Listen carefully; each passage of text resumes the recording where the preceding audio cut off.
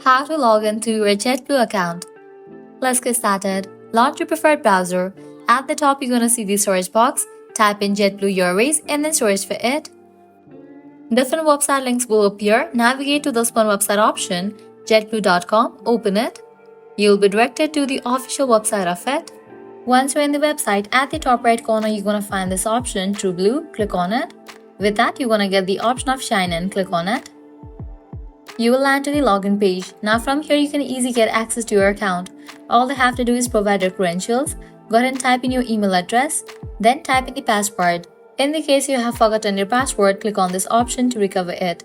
Once you fill this, click on Sign In, and just with that, you will be logged into your account. So this way you can easily log into your JetBlue account.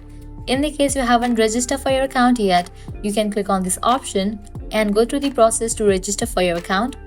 Well, that's a wrap for this video. At the end, if you guys find this video helpful, don't forget to like, share and subscribe to our channel. Thanks for watching.